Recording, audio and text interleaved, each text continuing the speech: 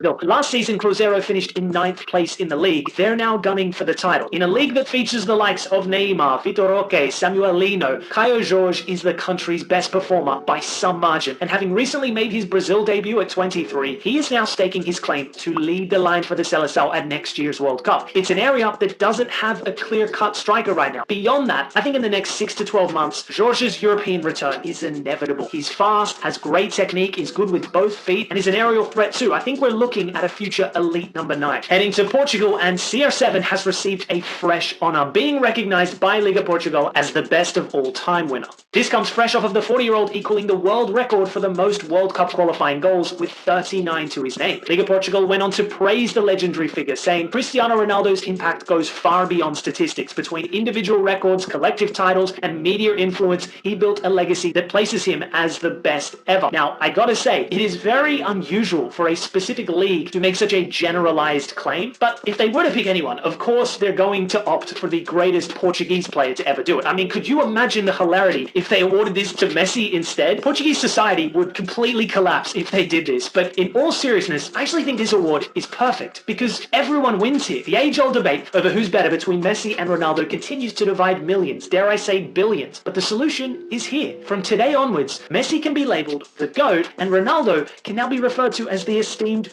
GOAT, the best of all time. Problem solved. The world can finally be united.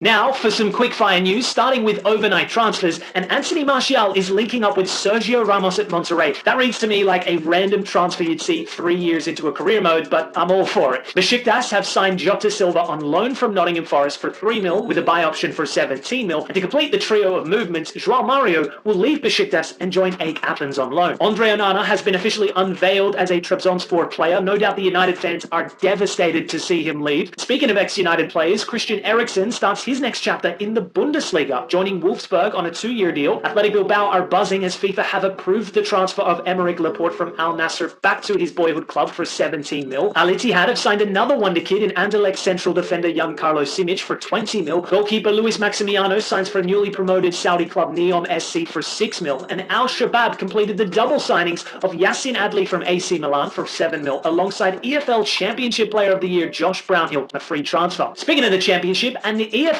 is considering adding an eliminator round to the Championship playoffs, meaning that 6 teams would feature in the playoffs as opposed to the usual 4 teams. They're also trying to incorporate this change